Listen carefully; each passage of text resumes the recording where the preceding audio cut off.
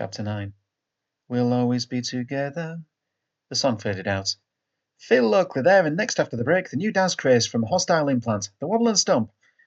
Steve woke in a strange place, or rather it was his bedroom. He'd been expecting to see Looking Glass, but instead the ceiling curtains and radio commercials were all the same as before. He was out of that one. He stared upwards, thinking about the dream. It was so clear. It'd be a good idea to see that shrink, and as soon as possible. He phoned in sick and looked for the piece of paper with the guy's name on it. Rummaging through his coat pockets, he found the filled-in library ticket form. He stuffed it back in, meaning to call back at the library when he'd seen the doctor. It wasn't until then he was leaving that he noticed the other form, still marking the place in the mind book where Emily had left it. The doctor's place was at Robborough, almost on the moors. It was a huge granite Victorian effort, some distance from the main road on a gravel driveway. He walked past the brass plate, which was devoid of the usual string of letters, and merely proclaimed Dr. Mike Jacobson through an ivy-encrusted arch and into the main hall. A polished wood staircase wound up to the first floor, and along one wall stood an equally polished, equally wooden desk. The receptionist was polished too, but far from wooden. "Steve Trevathan?" she asked. "Mike's waiting for you in the consulting room. Go straight through." The room was filled with books, top to bottom of 4 walls, and some on the floor as well. In one corner, a grimy Apple II computer was buried under a mound of papers, its monitor filled with text. There was an alcove with a tall window facing onto a long lawn. Just in front of that were a couple of armchairs next to a coffee table. And one of the chairs was, Steve assumed, Dr. Jacobson, although the bearded man wouldn't have looked out of place at a hippie midsummer gathering at Stonehenge. Dr. Jacobson got up and walked towards Steve with hand outstretched. "Mr. Trevathan, or can I call you Steve? I'm Mike Jacobson. Please, sit down." They sat in the armchairs. Dr. Jacobson continued. "I'm sorry about the mess. This is a lovely house, but I'm left alone in this room to get on with things. I never seem to have time to tidy up.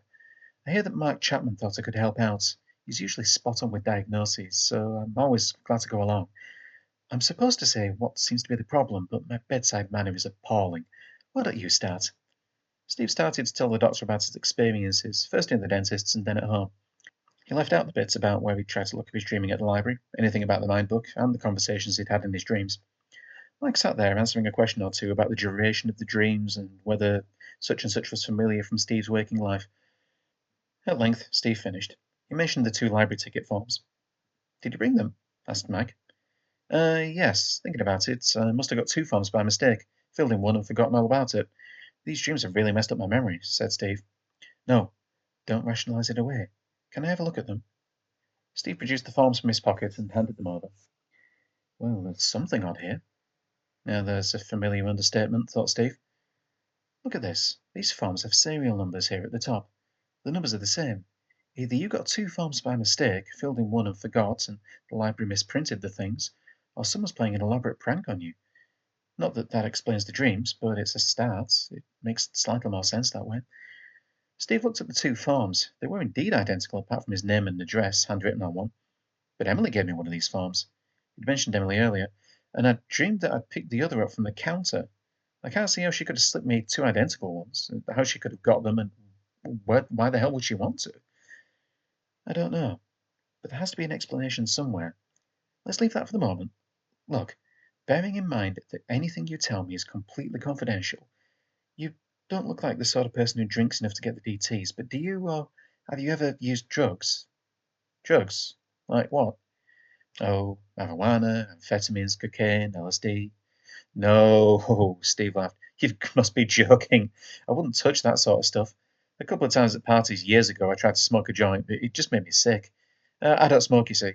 As for cocaine, this is Plymouth, not Miami." "Yeah, no vice capital, is it?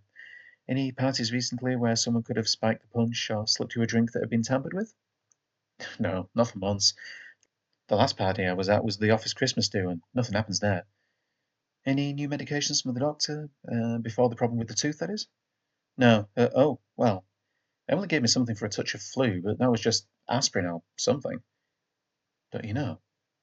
"No, I couldn't read the label, but it was an ordinary bottle, and they seemed to work." Well, it could be a very strange reaction to the gas, but that's not anything I've heard of before. It could be something in those pills. Do you have any left?" "No," said Steve. "I've got the bottle, though, and there might be a few bits, powder or something in it." "Could you send it to me?" "Thanks." Now, is there anything about the dreams that particularly strikes you or worries you? Well, whatever happens, I'm always blue. And each dream that happens, I get bluer. Not depressed, the colour blue, like I've been swimming in ink. That's interesting. Do you know anything about the early history of dentists? No, nothing. Steve couldn't even remember dentistry being mentioned at school, let alone name 10 famous dentists. Dentists were among the first people to use gas anesthetics. Before they were invented, the most popular medicinal knockout was 2 bottles of whiskey, one for the patient and one for the surgeon. Steve smiled more out of politeness, and the doctor continued. But then a guy called Priestley discovered nitrous oxide. Laughing gas. He also discovered oxygen, so he knew what he was doing. N2O.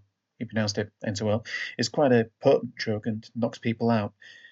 Dentists used to use it to put people under, although nowadays different mixtures are used, but before they really realised what they were playing with, they managed to cripple a patient or two. Steve must have looked worried. They know a bit more nowadays, although mistakes still happen. There's no sign of that in your case. But back in the last century, when anaesthesia was new and wonderful, dentists gave their patients nitrous oxide to the exclusion of anything else, including oxygen. They didn't stop until the skin of the poor victim was a colour called Philadelphia blue, which was actually a sign of acute oxygen starvation. Caused no end of brain damage, but as that was to the patient, it took a while to stop the practice. That's interesting, Doctor, said Steve, but I didn't know this, so I can't see why I would dream that it's happening. Me neither. Perhaps you saw a TV program about it one day when you were a kid, or someone told you. You might have thought that you'd forgotten, but somewhere in here, and he tapped the side of his head, you've made a mental note. First time you were under the drill, the old ideas came out again. Though it's a visual pun, they're not uncommon in dreams. You get more unhappy with each dream, so your mind colours you blue. Yeah, but what can I do about it? It's true, these dreams are bothering me, especially the last one where I knew what was happening but I couldn't wake up. It seemed so real. That's the real puzzler. Normally half the struggle is getting you to realise that the nightmares are just a dream while they're happening, and thereafter you can take control and play around with some fantasies of your own. The blueness can be especially useful here. If you spot it, you can remind yourself that you're dreaming and imagine yourself in a three-piece suit instead. But I don't wear a suit in bed, said Steve. Pyjamas then. It doesn't matter, but it's up to you to sort these things out. There's not a lot else I can say for now. So you can't help me? I wouldn't say that, but this is so different from the stuff I normally come across that I reckon you'll just have to bear with me until I work out what's happening. Remember, though, that dreams are just dreams, nowhere near as mysterious as people assume. You seem an intelligent person, and anyone who goes to the library can't be averse to a book or two, no? You should tell the school that. When I left, I don't know which of us was more relieved, said Steve with a grin. So you're a late developer. Lots of us are. I've got a couple of books here. If you could go through them, I'd be really keen to see if they make sense to you at all. Do you mind? No, not if you think it'll help. I'm not sure. It depends how ready you are for a few new ideas. If they come from a book, I can handle them, said Steve. It's when I'm dreaming them that then they won't stop that I get worried. Fine, hold on a second. Dr. Jacobson got up and scanned the shelves for a moment. The place might have looked messy, but there was some sort of system in operation, because it only took him a couple of seconds to extract 2 paperbacks. These are good, but you might find them heavy going. With titles like Manifestos of Surrealism and Consciousness and Causality, Steve had no doubt that the doctor was telling the truth. He made an appointment for a week's time and promised to send the empty medicine bottles to the doctor as soon as he got home.